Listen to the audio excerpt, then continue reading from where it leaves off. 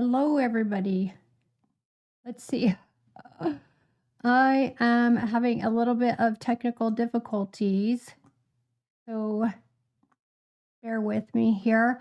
I'm having a hard time getting my computer audio to connect to my AirPod. How's everybody? Let's see. Let's see if I can get this going. I think we're connected now. Let's see. Good evening. So, just as I suspected, Candace is not going on right at 4. We've got, let's see, how long do we have here now? She's going on at 5. So we've got a little bit. So I have got some stuff together for you that I've been looking at. So if you remember, I don't know, did we talk about the, oh, let me put comments on screen because I can't see your guys' comments here. Hello, Isaac, Jeff. Perfect. Say hello and tell me now that you're on here and I can see you. Say hello. Now, I've been running around. Today is my husband's birthday. So directly after this, we're going out to dinner and celebrate him. So I've been rushing to get everything done and get myself ready. And are we ready for Candace? I'm so ready. Okay, so there were hold up, there's this, let me add to stage. We've got Candace there. Let me make sure this is working so that we're ready.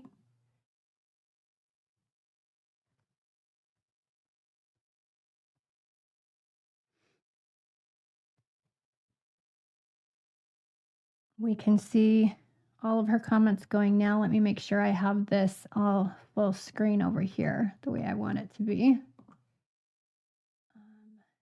Okay, I'm going to remove this from stage and see if I can't get there. There we go. That's better. Oh, it won't let me go full screen until she's actually live. Take it down. Okay, we'll calm down a little bit. Okay, so there was a young lady, Amanda, on TikTok last week who had said she worked at TPUSA and she had worked there for 4 years. And so she spoke out. She didn't say a lot. She said she worked there. She worked in donor relations and that it was pretty ugly and that there was a lot of problems. And basically, she said she didn't want to say a whole lot because she didn't want to get in trouble. She didn't want to get sued. Also, they have NDAs, so she didn't want to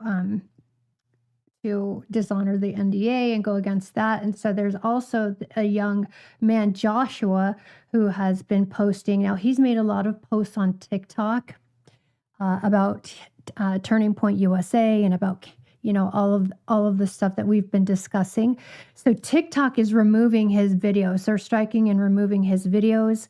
So anyways, we're going to look at somebody had done a screen recording of that. So we'll look at that too. And then there's another one I had found on X who talks about, I don't know if you guys have looked at Wolves in Finance. So they are doing an in-depth about their Turning Point USA's tax returns. And so he talks a little bit about that. Let's see. And it looks like on Candace's show today, what does her, let's see what her,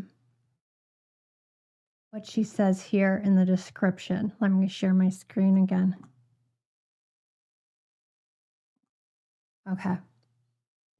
Yeah, so she says, Milo perfectly explains to Tim Pool how the MAGA crowd is feeling right now. Megyn Kelly asked Kash Patel about the French assassination attempt, and I was wrong about France.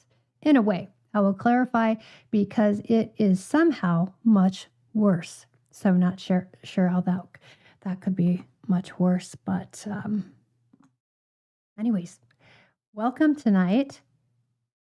I see 17 reviewer here. So I'm Teresa, and through the duration of this series where Candace is investigating Charlie Kirk, I'm going to do the live watch parties so that we can comment and chat here because it's impossible to do in her. So anyway, so I'm going to show you 3 of these videos here. Okay, so the first one is Joshua here. Let's go like this. It's pretty long and strenuous work. We were being trained very vigorously, and first few days. I think you guys can hear that in my screen. Hold on. I don't know why that disconnected here from my audio. We were going to have some group time. And the first thing that I thought about that was that's going to be awesome. We get a group bond and stuff like that. And I get to hang out with my leader. However, this was not the case. We were going to be going out with our former representatives that had shown up from previous years and had been at training in previous years. And they were going to be the ones that were going to show us around the city. So I get paired up with these 2 specific people who I cannot name currently, but they take us out. And the first thing that I found very odd about, this Christian. Tell me, please give me a thumbs up in the comments if you can hear the audio on this. Christian conservative company is they rented 2 stripper vans to take us out to the city. No strippers, but it was like there were stripper poles inside the vans. Very odd, very Can you hear him? Unlike, their values, but okay. And then once we got down to the bars in Arizona, they started getting us drunk. The former reps were, and very drunk at that. And then they started singling out people, and they would pull them out one by one to go outside and smoke like a cigarette. Now, when it was finally my turn to go and talk to them, they approached me and they asked me, hey, what are your views on Israel? And I just told them, I think Israel's a good country. At the time, I thought so, at least. Okay, I'm going to start this over. And they told me, okay, well, what do you...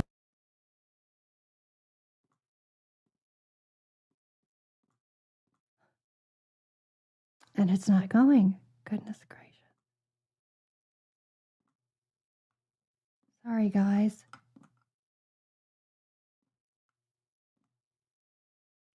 Now it's not playing at all.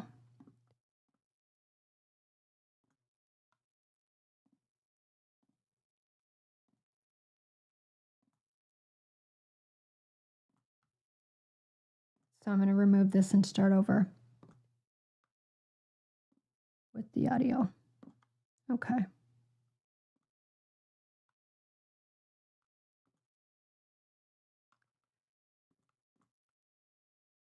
Goodness gracious.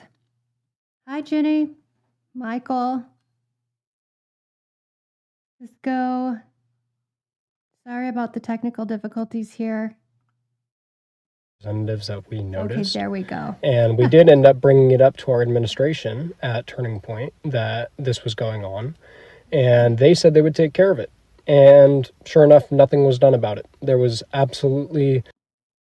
My name is Joshua Peterson. I'm a former representative for Turning Point USA, and I have a story to tell about when I was at training at Turning Point. So the first couple nights went as you would expect. It's pretty long and strenuous work. We were being trained very vigorously, and after the first few days, we were told that we were going to have some group time. And the first thing that I thought about that was that's going to be awesome. We get a group bond and stuff like that. And I get to hang out with my leader. However, this was not the case. We were going to be going out with our former representatives that had shown up from previous years and had been at training in previous years. And they were going to be the ones that were going to show us around the city. So I get paired up with these 2 specific people who I cannot name currently, but they take us out. And the first thing that I found very odd about, this Christian conservative company is they rented 2 stripper vans to take us out to the city. No strippers, but it was like there were stripper poles inside the vans. Very odd, very unlike, their values, but okay. And then once we got down to the bars in Arizona, they started getting us drunk. The former reps were, and very drunk at that. And then they started singling out people, and they would pull them out one by one to go outside and smoke like a cigarette. Now, when it was finally my turn to go and talk to them, they approached me and they asked me, hey, what are your views on Israel? And I just told them, I think Israel's a good country. At the time, I thought so, at least. And they told me, okay, well, what do you think about, like, Mossad and, like, Israeli forces? And I was like, they're all right. Like, yeah. And they were like, what if we told you we're part of, like, Israeli groups and forces? And I was like, oh, that's interesting. And I'm like, and you work for Turning Point, right? And they were like, yeah, we do. We've been working for Turning Point for the past 4 or 5 years now. Now, at the time, I did not know if the company knew of this. I did not know if they were infiltrating the company by any means, but they were Israeli agents within Turning Point USA, and I knew that there were more as well, and there was many more of them in Turning Point. And it was a very concerning thing for me and a couple of the representatives that we noticed. And we did end up bringing it up to our administration at Turning Point that this was going on, and they said they would take care of it. And sure enough, nothing was done about it. There was absolutely zero retaliation towards those representatives that were a part of Israel, and there was nothing. And that was very disappointing to see, and honestly a huge red flag for a lot of us.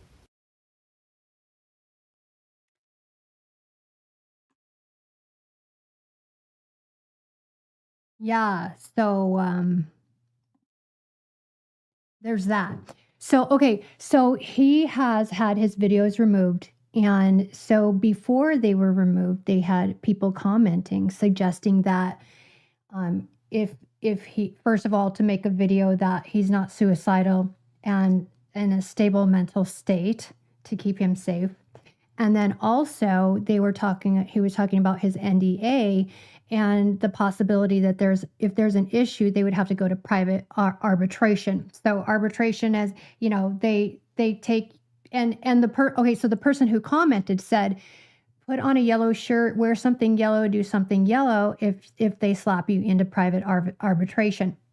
So he made a post and he had yellow dots on it. And so when I read the comment, it said, it had talked about that he's probably in arbitration. And so I don't know if you've seen Ian Carroll's whole thing about arbitration and how much of a faulty system that is, and shady, and you never get out, you don't win. Anyways, it's all stacked against you. So that was his last video that he posted of that somebody had screen recorded and captured. And then Amanda's update. So that's on TikTok.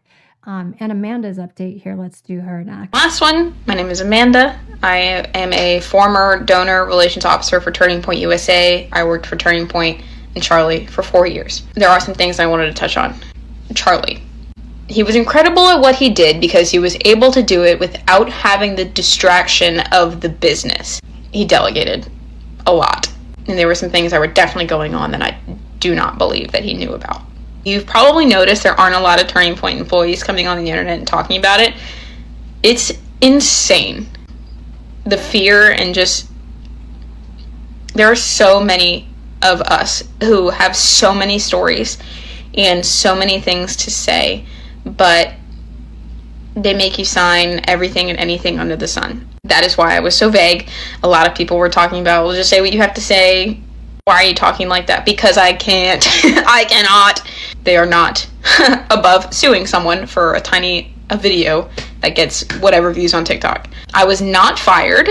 That was another one that people said a lot. Oh, she had to have been fired. I left on very reasonable terms after seeing what I saw and knowing what I knew. I just couldn't do it anymore. I couldn't be there in that environment with the people who were just people who were just yeah. So that was the last video she made, and I'm guessing she's not going to be able to say a whole lot to her. She'll get slapped into arbitration as well. So I hope prayers and best wishes to these two and anybody else who's coming out. And I'm hoping we get to hear from a lot more people. But those NDAs, they really make sure you're not able to talk about them at all. Turning Point, my goodness. Okay, so let's get to this other video. And he talks some more about it. He talks about Wolves and Finance, and then I'll see if I can find their video here to show you a part. So Wolves and Finance, just to give you a quick rundown, they were investigating the tax filings, found a lot of shady stuff. They went to the address that Turning Point USA had listed on the forms, and it's a parking lot. It said they own that whole strip mall, and there's no Turning Point storefront. So anyway, so let's look at this next video. Are public, and 2 major bombshells came from it. As if this Erica Kirk saga couldn't get any stranger, the former Miss Arizona 2012 is probably waking up to a firestorm this morning, and it's not courtesy of Candace Owens. TPUSA's tax returns are public, and 2 major bombshells came from it. An almost $1.5 million payment for social media went to an empty parking lot in Arizona. And also, reports are surfacing that there was a $20 to $30 million life insurance policy taken out on Charlie Kirk. And what makes even more unsettling news is now a resurfaced clip from Erica's Megyn Kelly interview, where she claims in it the now famous billionaire donor meeting, that same meeting where Charlie was allegedly offered $150 million and a trip to Israel. Bibi himself was on the phone and asked Charlie in one of his first questions, what would TPUSA do if something happened to you? Now, in hindsight, that question sounds less like strategy and more like a warning. It also lines up disturbingly with what Candace Owens said, that Charlie told someone right before he died, I think I'm going to be killed. What's even stranger is Erica's claim that Charlie, a man known for saying that women should stay at home and raise the family, allegedly responded Erica would do a great job running it. And now she's the CEO of the largest youth political street team machine in America. Mix that up with Erica's background as a reality TV personality and beauty queen, her long-standing ties to Donald Trump, her mother's connections to Homeland Security, her father being knighted by the King of Sweden, and online chatter about her Romania Angels nonprofit and child trafficking allegations, and this is just getting crazy. Add in the fact that Charlie was assassinated shortly after he began questioning a foreign country's influence in U.S. politics, and the timeline becomes impossible to ignore. Story developing.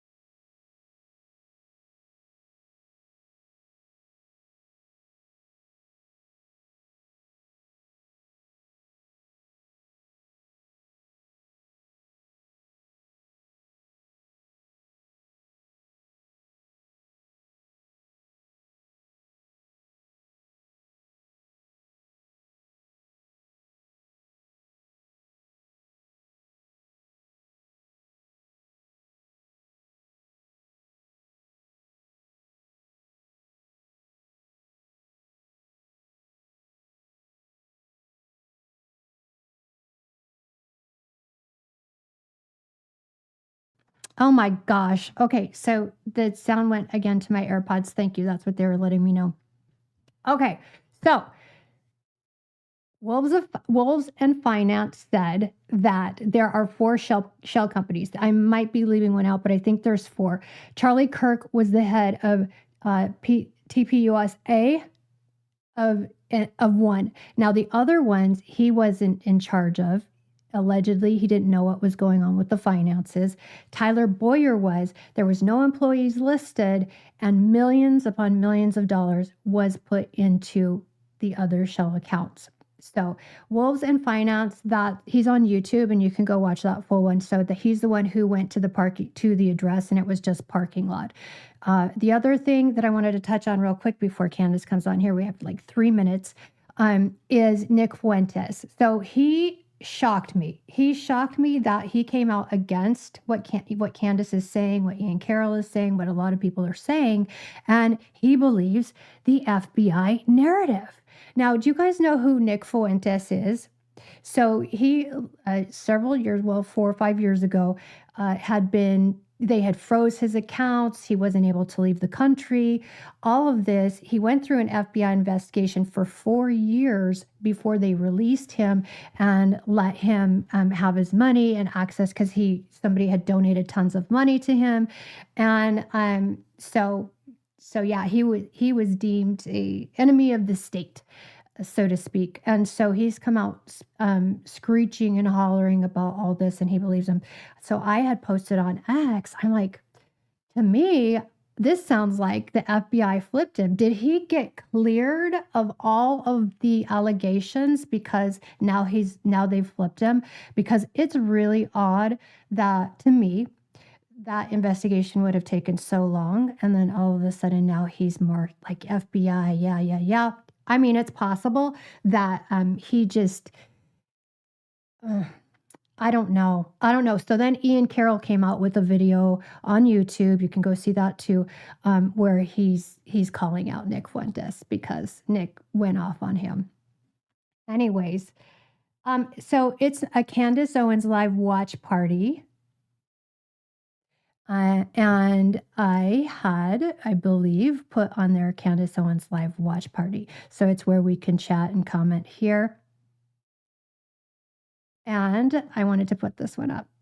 So sorry if that was confusing. If it's confusing, I'll see if I can do better at really making it clear that it's a watch party. It's not Candace Owens live. It's a live watch party during her show, which should be starting shortly here. Let's see. Trump just announced a $12 billion bailout package for all the farmers who have been hurt by his tariffs. $12 billion tax dollars for a farmer bailout Trump caused. Yeah, that's a whole other story about. I can't get into that. That's a whole other story, though, Lauren, and that's crazy. It's everything. Everything, as Candace says, is fake and gay. It's all shady. It's all shady. And at some point, as I feel like as we rock the foundations of some of these things, it's gonna keep teetering, and it's somehow a lot of things are, I feel like, just going to come out into the open. Okay, let's see. Next News Network, Real News. Benny is showing the whole interview. What's that? Next News Network, Real News. Benny is showing the entire interview. Oh, okay. So Candace's intro is starting. Also, Russell Brand had interviewed Candace, and he's got that show that aired today on YouTube as well. So let's go over. I'm going to share my screen, if that's going to let me. Okay, tell me. I've got to remove this one. Add to stage. And we're going to do this, and yay, we got it. So let me adjust the screen over here.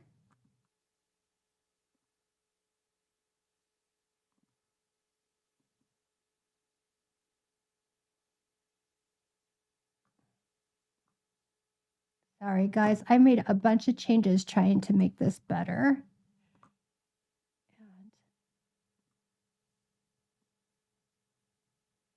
I want to take off these comments. That's what's doing it. There we go.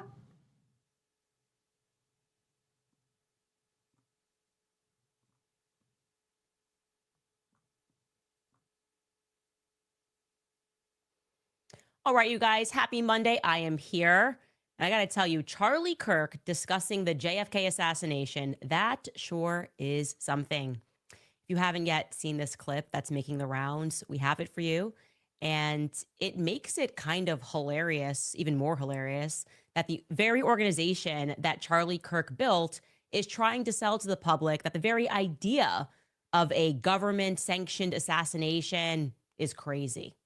And on that point, another interesting lead has come in regarding the potential French connection, regarding which I should mention that Kash Patel has been directly asked about their potential involvement in Charlie Kirk's assassination. And his answer, his reply to that question is stunning. I should say, actually, it's a non-answer. So welcome back to Candace. What do you guys think Charlie Kirk would have said about his own assassination? Just think about that. What would his perspective have been on everything that we are currently being told, the people that are being attacked about it? I think about that actually often, and listening to his perspectives regarding political assassinations of the past in retrospect really is something. So one of his, honestly, one of his last events in May of this year, Charlie was directly asked his opinion regarding John F. Kennedy's assassination down in Dallas. And here is what Charlie Have you had guys to seen say. that? In the JFK files, Mossad is mentioned. One of the reasons why Mossad is mentioned so much is that they're just a very good intelligence operation. It was not mentioned as if they were tied or that they knew about it or that they were involved. Again, I think the best reading of what happened there is who wanted JFK dead the most. Again, a lot of people said Israel wanted JFK dead. I'd love to hear that argument. But definitely Lyndon Baines Johnson and parts of our own government and the Cubans wanted him dead. And who actually made it happen? There were like 15 or 20 things that happened that day that were inexcusable. They changed the parade route. He rode in an open air convertible. LBJ decided not to ride alongside of him. The vehicle slowed down right when it went by the Texas School Book Depository. A lot there, right? And then again, I think that all of us are smarter to believe that it was simply Lee Harvey Oswald.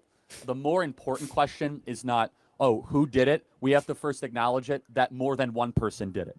Once we acknowledge that more than one person did it, then we can expose our government to have lied to us about the JFK assassination, which then I think will sober a lot of us about trusting the government in the future.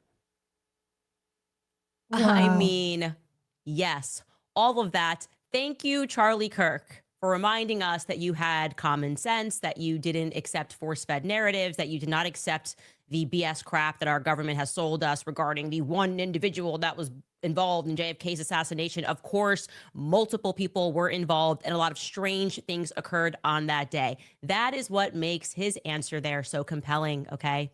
Especially in the midst of, well, MK Ultra 2.0. Remember the first government psyop on the people, MK Ultra. What actually came together, sorry, I should say Mockingbird 2.0. The first government psyop on the people following JFK's assassination, Mockingbird 1.0, to convince everybody through influence that there was nothing to see here, even though there was so much to see there. And now it's being deployed again, Mockingbird, Operation Mockingbird 2.0, to convince people that questions about the Charlie Kirk narrative are just crazy, right? How dare you consider that there may have been employees at Turning Point USA who could be engaged in an obvious cover-up at this moment? Well, Pastor Frank Turek says that's so crazy because that would mean that Charlie Kirk hired people that ultimately betrayed him. And no one's ever been betrayed by people that they trust in the history of the world. Okay, well, actually, maybe that didn't happen for Jesus Christ. That's just one historical example of a person surrounded by somebody that they trust who would ultimately betray them. And yes, JFK, who personally selected Lyndon Baines Johnson to be his vice president, Lyndon Baines Johnson, who was clearly implicated in JFK's assassination. Charlie rightfully says that is obvious by now. So yeah, it's all very plausible. Oh, and Charlie, you can see, does not readily dismiss the idea that the Mossad may have been involved. He says he'd like to hear more of an argument on that, as he asserts that definitively parts of our government had to have been involved. And he says the Cubans, the commies, wanted him dead. Charlie is encouraging the inquiry further. Who wanted JFK dead the most? Okay, well, we should continue down that path. Who wanted Charlie Kirk dead the most and why? And Charlie was very much in the political fast lane. Okay. And in the political fast lane, they want you dead for really one or all of these three reasons: money, secrets, and or power. We know that Charlie said no to money right before he died. I think that means he probably knew a secret right before he died. And there is no doubt that his youth political organization had achieved a considerable amount of political power. Could there have been global implications? Of course. People are laughing. They've been laughing this entire time because just following the evidence of what transpired on that day, a lot of odd things that transpired on that day, just like on the day of JFK's assassination, well, that pointed us into the direction of a particular satellite of countries and continents that have somehow come up in this investigation. I'll paint that for you now. Yes, we have mentioned France. Yes, we have mentioned Israel. Yes, we have mentioned the United States government. And yes, we have mentioned Egypt, which is in Africa. Wow, that seems crazy. People also laughed when I said that there was thereafter a viable threat, which came from the Macron couple who apparently paid for my assassination. And yet, strangely, neither the Pentagon nor the White House or our intel agencies or the Élysée Palace are disputing that narrative. And now we can add officially the FBI to that list of agencies that aren't denying that threat, because Kash Patel recently gave an interview to Megyn Kelly, and like an actual journalist and not a cutesy, wootsy influencer like Camp Higby, don't laugh. Megyn Kelly asked him directly about the Macron couple and about the allegation that they attempted to orchestrate an assassination on my life, and of course, whether or not they could have been involved in Charlie Kirk's assassination, which I have said, right? Here is what Kash Patel says in response, or rather what he doesn't say in response. Take a listen. There's been an allegation made by prominent podcaster Candace Owens that she's received a death threat, a credible death threat from the French, that a threat has been made on her life, and that the French, she's been told, also may have had a role in Charlie's assassination. Have you looked into either of those? Do you believe she's received a credible death threat from the French, or that the French had something potentially to do with Charlie's death? Any American that receives a death threat from overseas or anywhere in America is going to be fully investigated. So we're not going to turn our eye away from that investigation or any others. If there's anything to it, this FBI will respond to it. Okay, but so far, no. So we are just looking at everything that comes in. We're not going to reject any piece of information. If someone feels that their life is being threatened, we are, of course, looking at it. Do you want to involve me in you looking at it? Because actually, it kind of left me on red. There has been no communication with the FBI. You are aware right there. Megyn Kelly is asking you directly about it, so you can't pretend you didn't receive it. And you are choosing to skip over. He completely skips over the part about me having asserted, which Megyn asks him directly, was France involved in Charlie Kirk's assassination? He doesn't even address that. Skips right over it and instead says, if any American has a threat, that's what we're here for.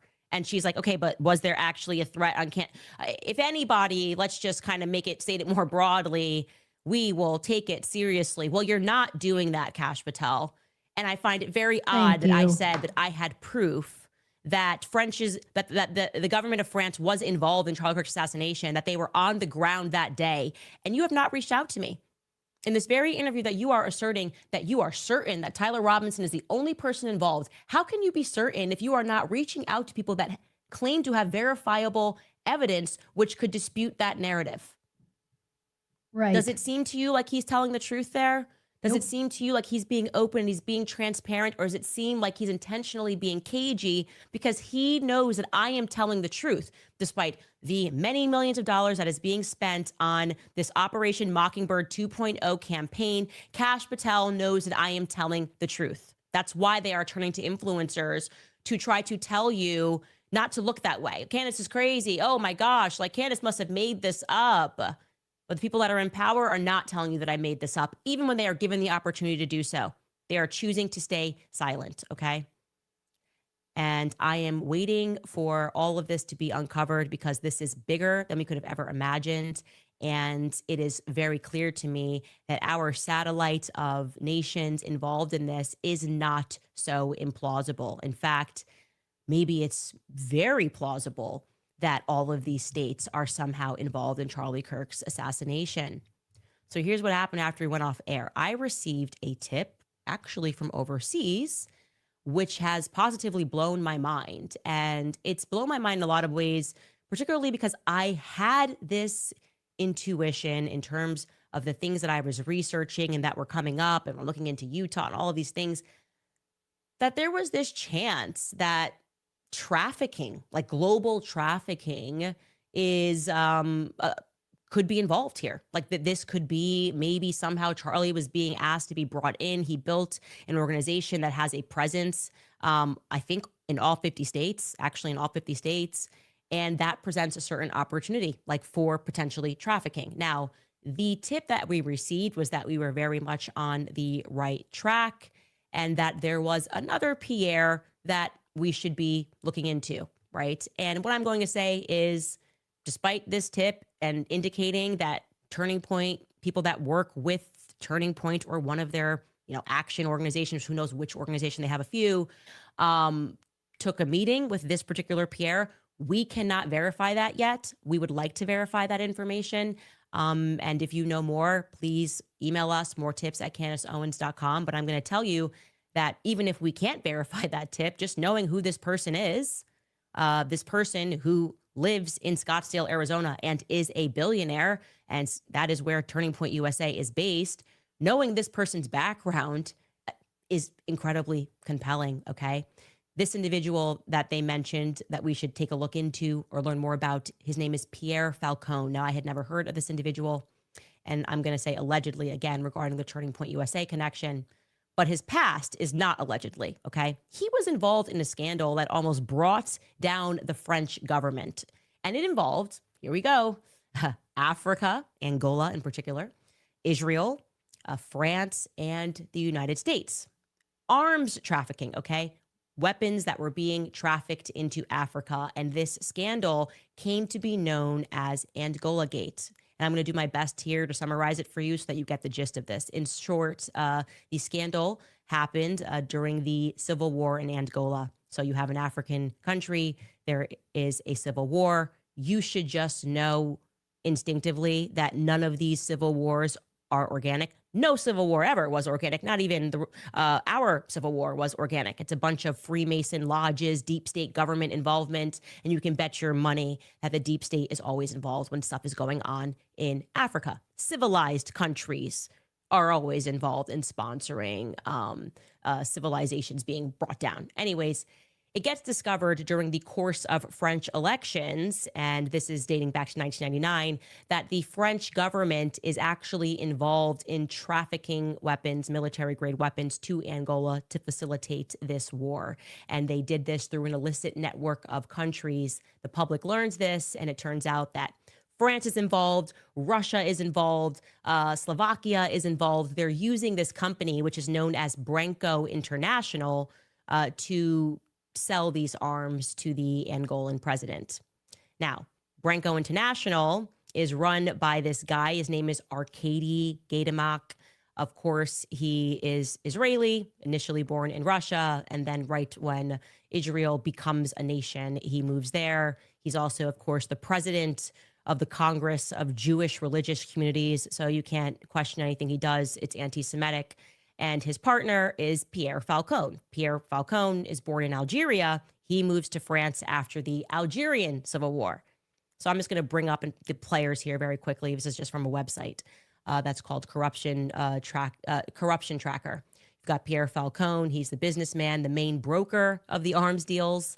He gets convicted of arms trafficking, breach of trust, a misuse of corporate assets, bribery. He gets sentenced to 6 years in prison, but then he gets cleared on an appeal, okay? So technically, he was found not guilty of this crime and then was sentenced to a reduced 2.5 years in prison. You have Arkady Gaydamak, who I just told you about. He's the other businessman. And he gets convicted, even though he never showed up, in France of arms trafficking, tax fraud, bribery, money laundering, you name it. You have the French interior minister that was implicated. You also have Francois Mitterrand, the French president's son, that was implicated in this. When I say high reaching, as in like the president of France at that time was implicated via his son, who was involved in this. Basically, everyone was getting paid off of this. It ends up being 41 politicians involved, multiple states, and of course, multiple nations that are involved, including Angola. But you should know the scandal also touched the United States.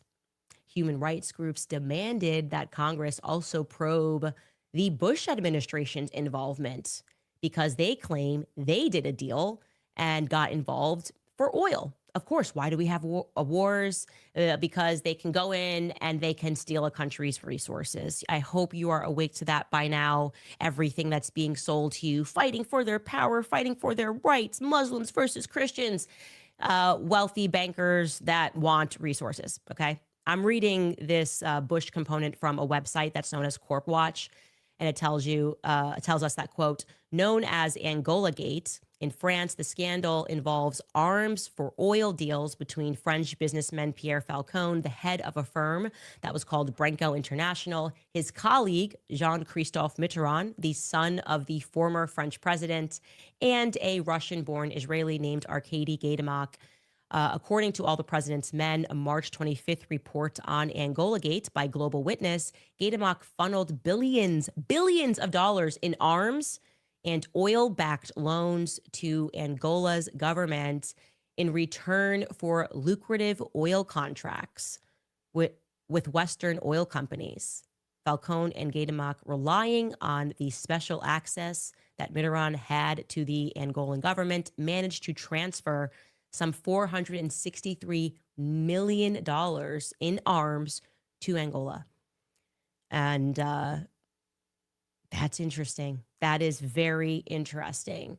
Now, according to my sources in France, they say that the people of France were absolutely outraged. They found this to be naked corruption when he won his appeal. And then afterwards, Pierre Falcon just disappeared into thin air, disappeared from France, because as it turns out, he actually reappeared in Scottsdale. And what he's been doing since is anybody's guess. But we had some tips, which I'd like to pursue further. Since again, he is in Scottsdale, and we know that Turning Point is very much involved in politics in Scottsdale, as to whether or not he still has a foot in politics. Are they familiar with this person?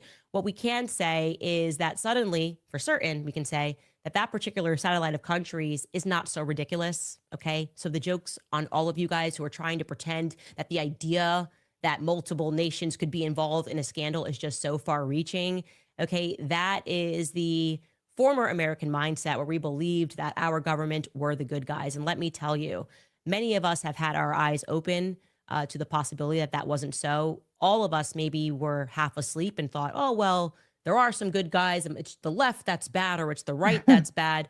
The day that Charlie Kirk got publicly executed in front of the world and our government was just behaving in ways that indicated that they wanted to cover this up, that they were not interested in getting to the bottom of this, everybody woke up. Everybody is awake in the whole world right now that there is something much more far-reaching and nefarious that is going on. And trafficking is definitively, to me, a plausibility, because I believe that if you are an entrepreneur and you become successful in this country, meritocracy, we do not live in. No, I believe Tucker Carlson was right when he called that out on stage and started asking about how these people become billionaires. I believe that you, when you get to a certain level, have to decide whether you are going to join the gang, okay? Whether you're going to join the gang of global governance, the gang that can snap its fingers and start a civil war in Africa. And if you have the nerve to say no to joining that gang and giving them access to whatever it is that you have created, you're a dead man walking. That's my perspective today on how this whole thing works. And yeah, I am very much thinking that it is definitively a sensible and a rational plausibility that Charlie Kirk came up against this gang, right? Like, you're with us or you're against us. And what I can tell you is we also received a tip from somebody within Turning Point USA that the night before he died, I know for a fact he messaged a donor and he messaged somebody at Turning Point USA. But I did not know, and this is what was told to me, that he also messaged Dan Flood, the security that's to his right, and allegedly explicitly said that they are going to kill me tomorrow. So again, that many people know that Charlie sensed that he was going to die tomorrow is an absolute fact. Why these individuals are all being quiet about that is a massive question mark, okay? And what we can say for certain is, of course, people will betray one another if money is on the line, right? And it could be for 30 pieces of silver, or it could be for billions. But things get complicated when there's a lot of money on the line. So we're going to pause there. And we have a bunch of things that I want to show you when we get back. But first, let's go to sponsors. All right, you guys, I'll Wow. ask the question. What are you Okay. doing today? So I'll put this on mute, but keep it on the stream so that we can see her sponsors. But that's crazy. So now we have Angola and Africa in the mix. This is a big deal. I think this is going to end up being a bigger deal than anybody thought. Will we ever get to the bottom of it? What do you think? So at the end of this, I'll show you guys a video from Redacted News where they talked about 1,000 pastors have been sent to Israel this past week. So I don't know if they've done this every year. This is the first time hearing about it, but 1,000. My husband had broke down the math to tell me how many people that is per state, how many pastors they're sending there to go through their program about Israel. And they have a graduation ceremony at the end and everything. Let's see. Charlie always wore a black shirt at his events. The event he was killed was the first time he wore white. Is that so? That's interesting. And I think the security guy she mentioned, I think I saw something today that he's not on the website anymore as part of Charlie's team or the security at TPUSA.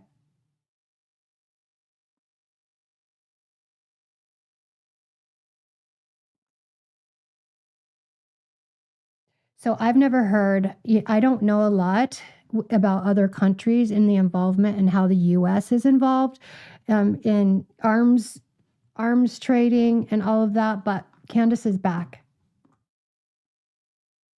And you're trafficking drugs and you're doing this, which obviously our CIA has been engaged in trafficking. I mean, you could almost argue that that's what they were put together to do, the deep state. How does that work? Like, would you then have random military planes that are coming in and following people? And my imagination would be that probably the opportunity always exists when there's a really big event, right? Because people don't question when there's tons of trucks coming in. Like if it's a Taylor Swift concert, no one's going to question if there's tons of jets that are coming in and there's tons of trucks that are coming in. You just go, this must all be for the big show. Like, or the Super Bowl would be a great event, opportunity for people to traffic. And companies that have a lot of events would probably provide a pretty sound opportunity for people who are interested in those sorts of things to do that. I'm thinking about that now a lot.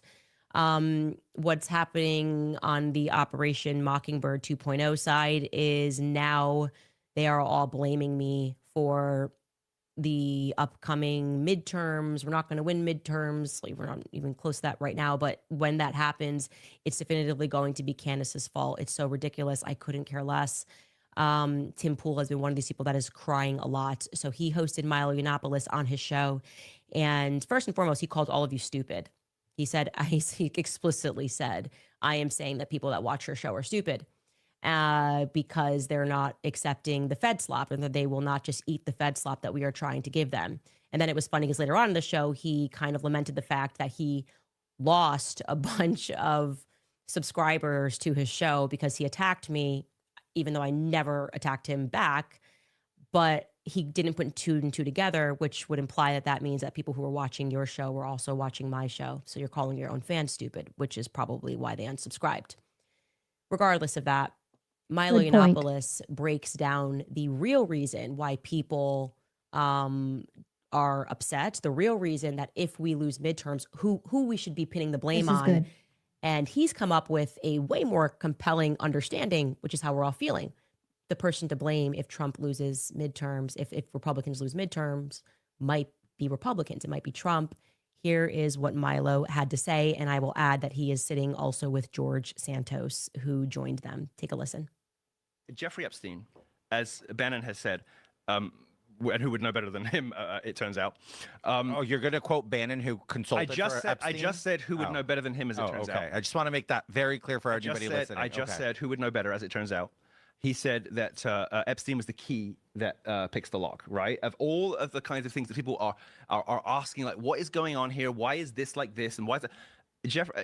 Epstein was one of the central ideological planks of MAGA teleology. Like, why does the world work like it does? Why do things look weird? Why do those people keep getting away with it and those people keep not getting away with it? Jeffrey Epstein was considered by everybody who voted for Donald Trump as a central pillar of understanding that we would unlock, and it would be like a code where bits of the universe would get like decoded for us. Like, oh my goodness, it's because of that judge. It's because of that. Everybody had that expectation, and there isn't one person who voted for Donald Trump who did not want and did not expect the Epstein files to be released immediately, in full, unredacted. I did not have that expectation. I did not vote for Trump. Okay, fine. Everybody except George, of course. No, that's not true. There's so many people. I voted for Trump for many other reasons other than that. Stop it, grow up. You think that food on the table? Grow up. Oh, come on.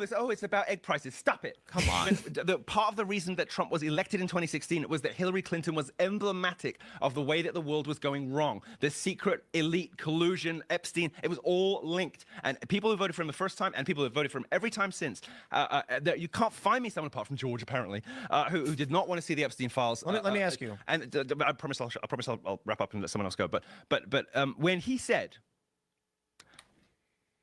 there's no Epstein files, and then the Democrats made it up, and then stop asking, and then if you're asking, you're not a fan of mine, and then if you're asking, I don't want you. I agree with all of this. That is the moment Trumpism died.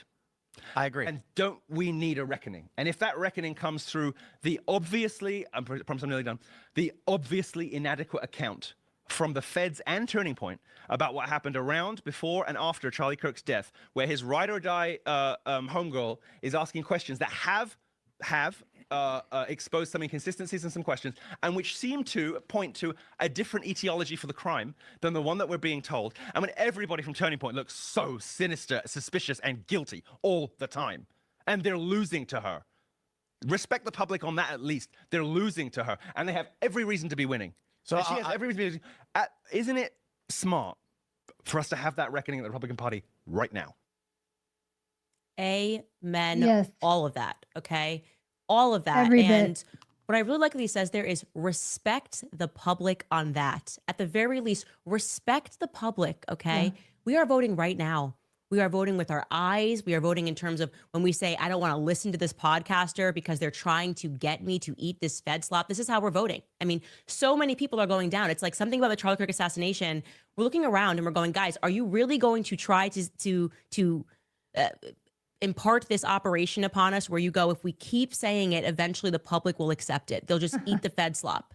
And we're looking around and we're going, wow, I thought this person was a good guy. I'm feeling like this right now. I'm like, I really actually trusted this person. Man, I've worked with that person. I've collabed with that person. They're joining this side. Mm-hmm. You too. And the public is saying, no, there's not enough influencers that you can pay. Okay. That is going to convince me that Charlie ate enough salad to stop at 30-6. Respect the public on that. And they won't. They seem to not be doing it. They're like, nope, we just need more. It's more dollars that need to be spent, more articles that need to be written. We need to call the public more names. We need to call them a cult. We need to call them crazy. They're not respecting us on this point whatsoever. I do also want to say that the Hodge twins reiterated that point in a tweet they said Republicans won't lose the midterms because of Candace Owens. They will lose the midterms because no deep state criminals have been held accountable. They will lose because we are still sending our money to corrupt foreign countries. They will lose because America's last traitors like Lindsey Graham are getting promoted. It is simple. Republicans will lose because they aren't listening to the people that voted for them. And that is also so well said. And speaking of the ridiculous Fed slop narrative, there is a YouTuber named Jesse Kague who has a channel called One Shot TV. It's all about guns. And he didn't have a horse in this race. Obviously, he's pretty upfront about the fact that, okay, the 30-06 narrative, I've seen bullets do weird things. In the 30-06, maybe if it hit your thigh, but I'm just going to test this fairly. And he is going to, and thank you to Mel, who is Village Crazy Lady, and Ryan Matta on X for bringing this video to my attention.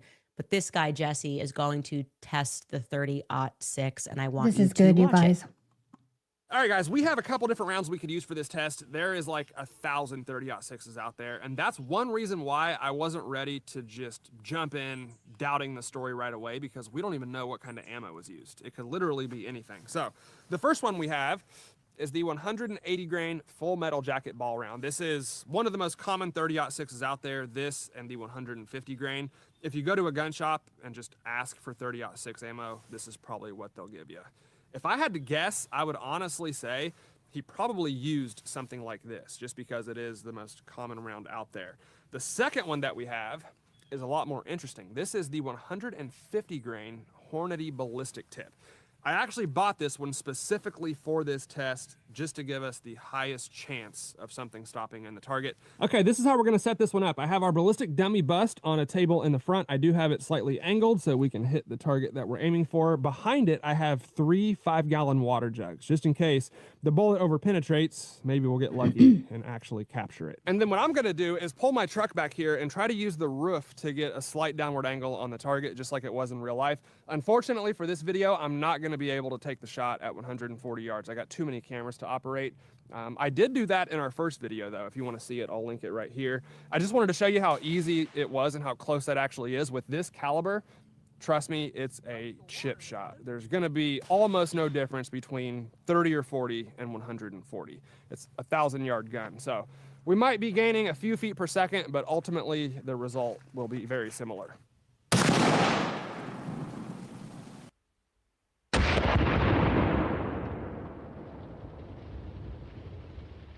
Well, we definitely penetrated our water jugs, and I don't think this is going to help to stop the conspiracy theories. His head fell off. Look at that. Watch that.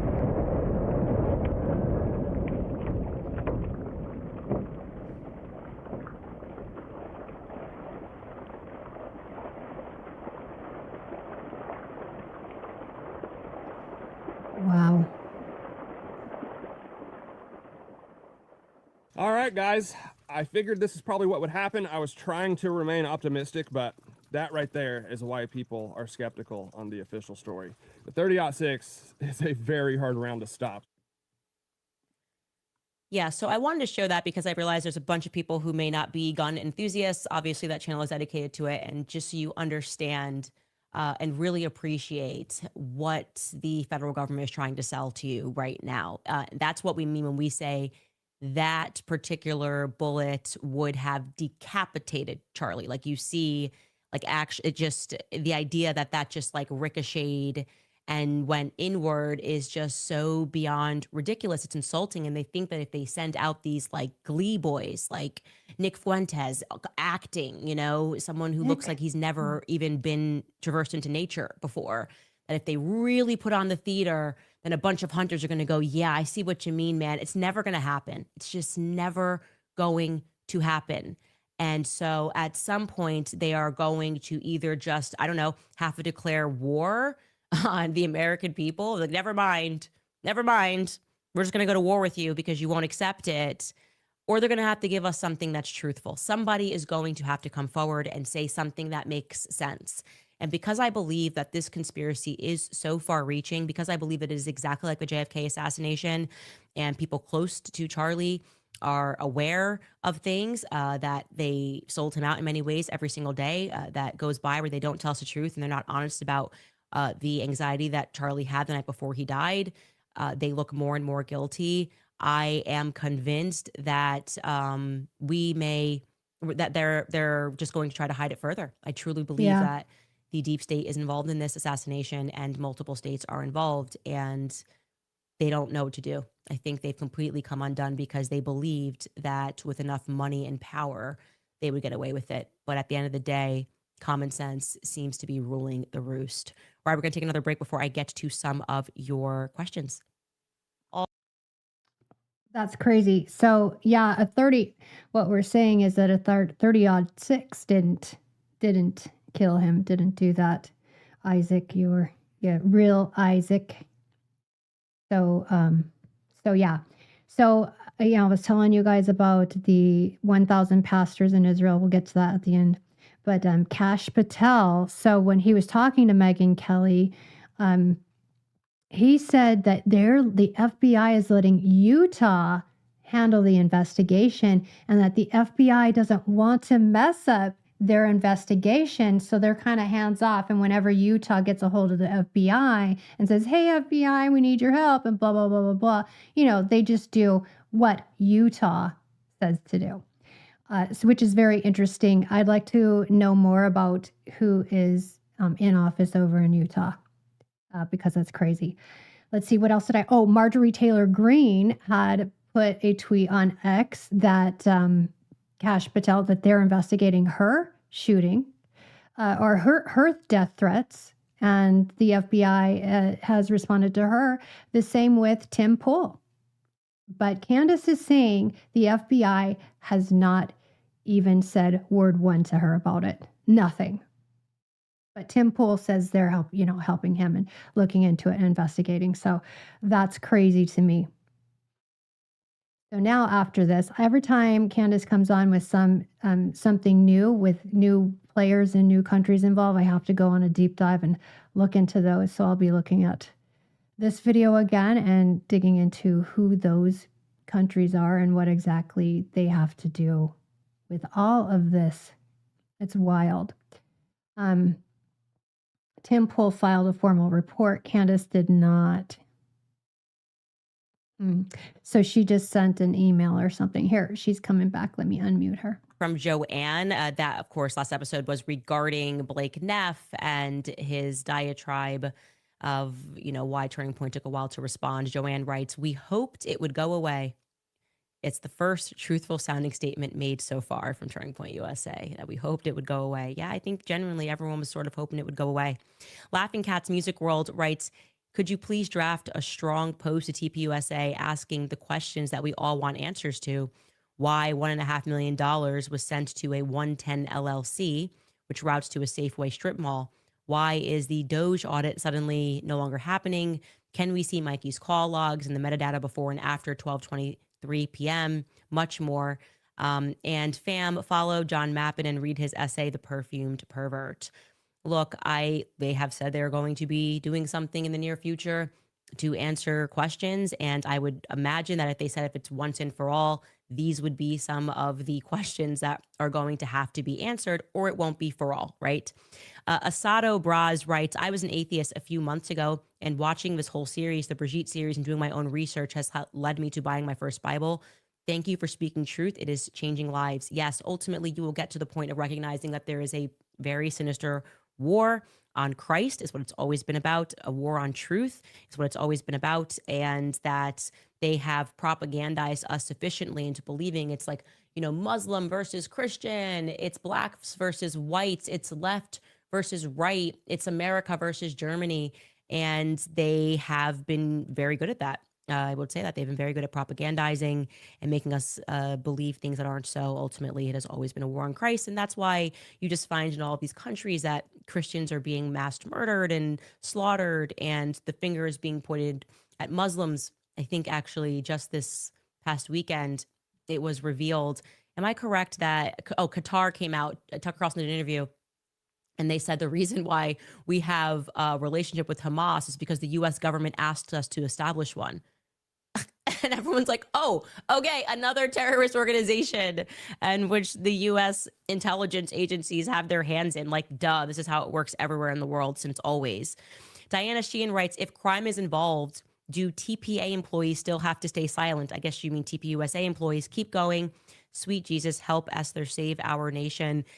I mean, if they want to keep their jobs, they'd have to stay silent. But obviously, a lot of leaks that we've received have come from TPUSA employees. So they are doing the right thing. And that's why we shouldn't discount that there are good people that are in that organization. Corruption everywhere, whether it's the government, whether it's at a big corporation, it tends to happen at the top because only the top has the power to be corrupt, right? If you're on the bottom and you're doing something wrong, they're just going to fire you.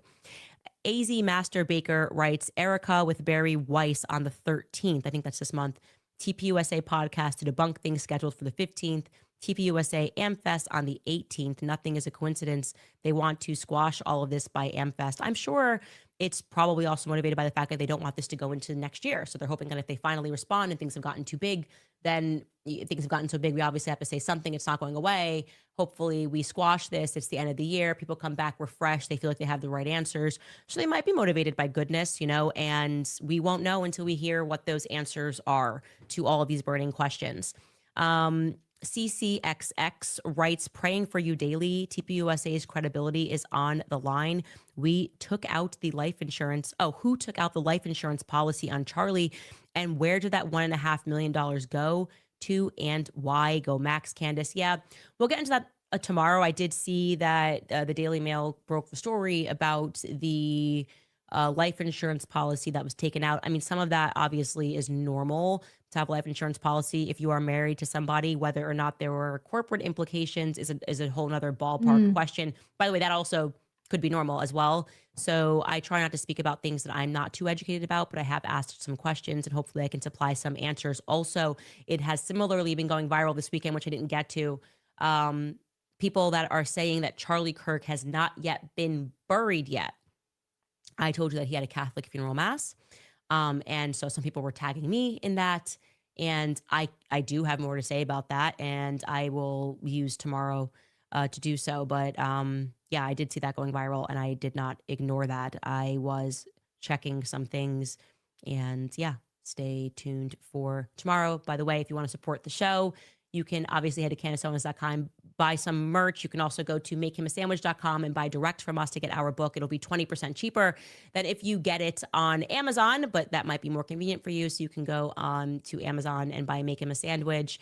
No matter what you do, we appreciate the support as we maintain our independence because we don't want to pledge no gangs, man. I'm not here for gang culture, and I'm sorry. I don't want to be controlled in that way. We'll see you guys tomorrow.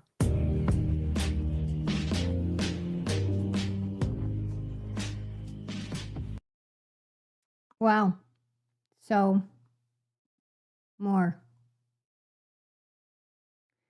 Tomorrow. So we've got people that aren't fans and that don't believe Candace. Now you're talking about the grain. That's interesting to me about the grain on a 30-06 would change how it hits. So I've not heard anybody say anything about that. This is the first time. So anyways, are you all interested in looking at that redacted video about the 1,000? What time do we have? So it's my husband's birthday today. It's 5:45. I've just got 5 minutes. Anyway, let me see if I can find that redacted video here real quick.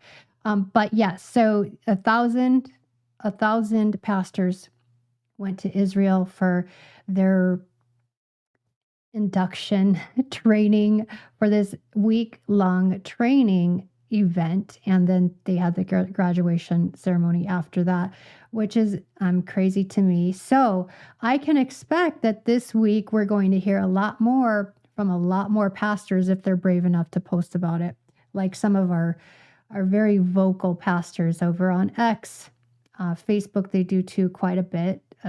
They have a lot of really, they're nasty, coming out and calling people witches and like the Salem witch hunt. That's literally how one of them is acting. Mark Driscoll. It's Mark Driscoll is the one. He's acting kind of crazy. He's a pastor calling Candace a witch, and then anybody who follows her or supports her, that we're all witches as well, and we're demonic.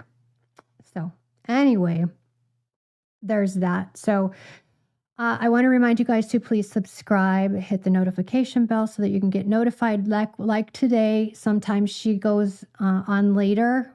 She's usually on at 4 o'clock, and we get a notification 30 minutes in advance. So I'll be ready by that time every day, but sometimes it goes longer. So then I just always watch and make sure I'm ready to go a half hour before she does, so that we can get on and talk about some of the things that I've found and read or listened to, or anything like that in the news or on any of the social medias, so you can be aware. Anyway, I appreciate you all being here. I look forward.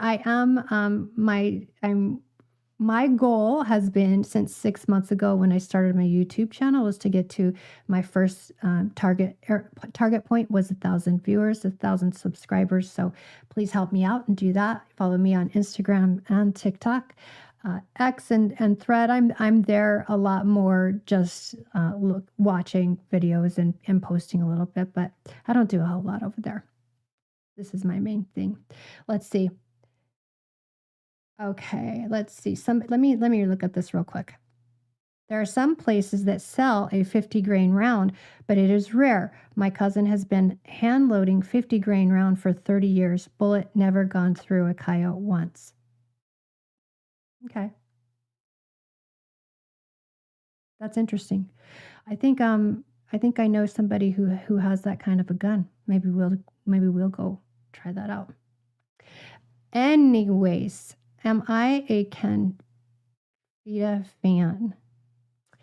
So I am a Candace fan since she started following and reporting on the Blake Lively, Justin Baldoni Hollywood lawsuit. Before that, I didn't have an appreciation for Candace Owens, but when I went on there and I saw that she's a person who stands for justice, she stands up against injustice where she believes it's happening, lies, corruption, anything that would hurt us, and any government that's working against the people. I feel like I trust that. I trust that much. She may be wrong on some things. She may not be able to prove everything, but I believe that she does it for the right reasons.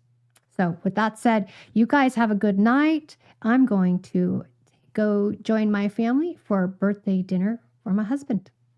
See you next time. See you tomorrow. Bye-bye.